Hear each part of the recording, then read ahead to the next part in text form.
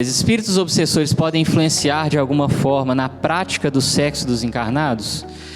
E posteriormente, existem relações sexuais no plano espiritual? Gravidez, nascimento de bebês? E aí vamos pedir o Eric para iniciar a discussão para a gente, né?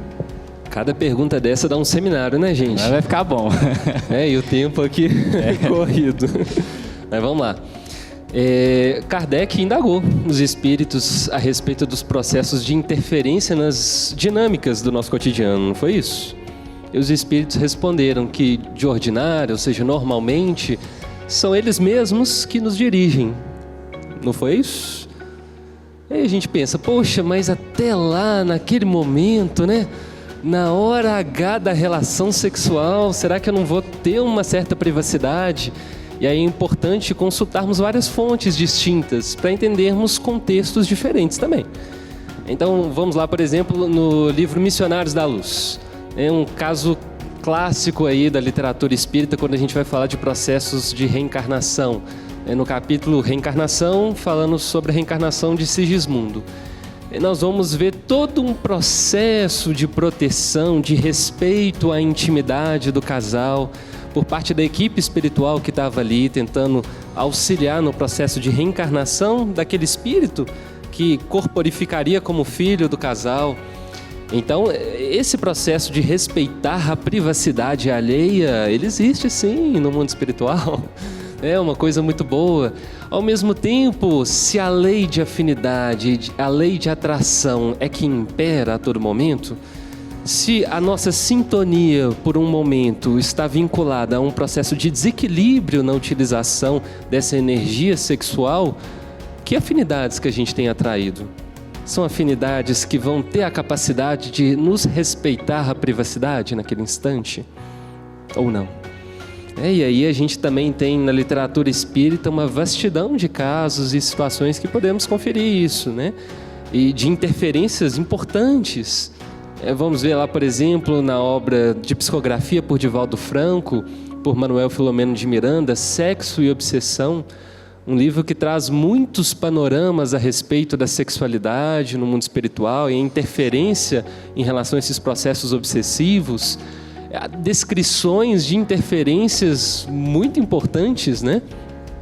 E para que indivíduos, por exemplo, eu estava até comentando hoje mais cedo com os meninos aqui, né? Tem casos lá descritos de indivíduos trabalhadores na causa cristã, fiéis, devotados, né? Aquele que no nosso contexto a gente falaria, não é um indivíduo ali que é o trabalhador da casa espírita, super dedicado na causa com Cristo. E aí os espíritos, para iniciarem processos obsessivos, eles fazem todo um estudo, uma análise do nosso comportamento, as nossas fragilidades, né? Os nossos potenciais de queda. E a gente não está falando aqui que todos nós estamos como grandes aprendizes nesse campo da sexualidade? Isso significa dizer que todos nós somos muito vulneráveis ainda em relação a interferências nesse campo. Então, um dos modos, inclusive, de gerar processos obsessivos, quedas importantes de indivíduos que tinham propostas de ascensão, né, de levantar essa bandeira do Cristo, é através da sexualidade e do desequilíbrio dessa sexualidade, né?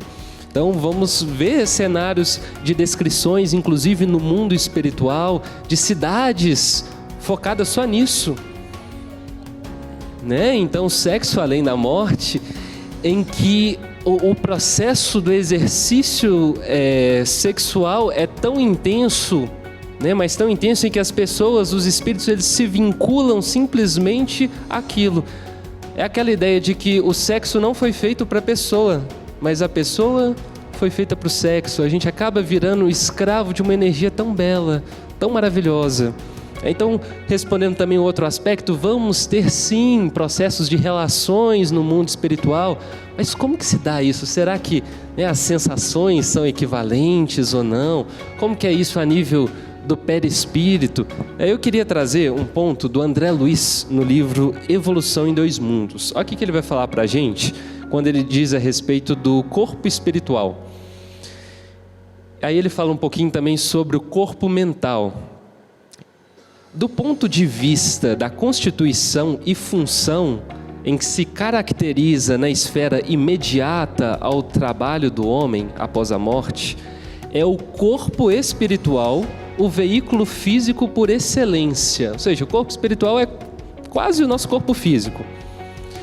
Com sua estrutura eletromagnética, algo modificado no que tange aos fenômenos genésicos e nutritivos, ou seja, toda essa parte genésica, reprodutiva, pelo fato de a priori não fazer talvez tanto sentido, né, no mundo espiritual, a gente ser portador disso, ele se encontra algo modificado, tal qual todo o nosso aparelho digestivo.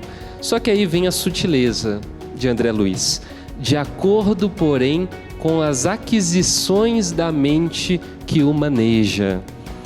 Então, se a mente que o maneja é uma mente que ainda está fixa nesse processo do sexo, do prazer, qual vai ser a modelagem desse corpo espiritual?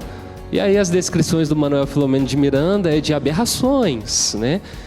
De corpos tanto mutilados quanto reconstruções feitas, né? E se apresentando de jeitos que às vezes geram até um cenário horripilante para quem vê e está em equilíbrio naquele momento, né?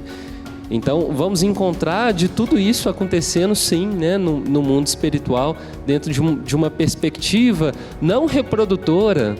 Como a gente sabe, os espíritos, né, eles vão nascer como bebês e tudo a partir do momento que tem a corporificação aqui, um movimento de reencarnação, né? Então, no mundo espiritual não faz sentido nós pensarmos esse processo, né, de um nascimento. Afinal de contas, já estamos falando de espíritos que estão desencarnados, fora da matéria, e que não teriam essa necessidade de uma reencarnação ali no mundo espiritual. Esse mundo espiritual, quando eu digo, eu estou trazendo por pressuposto as esferas próximas à Terra. Se formos trabalhar a ideia de mundos espirituais, inclusive planos mais sutis, elevados, em que o processo de reencarnação não é muito bem como nós concebemos, inclusive não através de um processo de relação sexual física, mas como os espíritos vão dizer, processos mais sutilizados, né, de comunhão psíquica, energética, que a gente ainda desconhece, né, e que vão permitir, sem dúvida nenhuma, novos espíritos, novos bebês, né, nascerem aí em cada plano, em cada região do universo.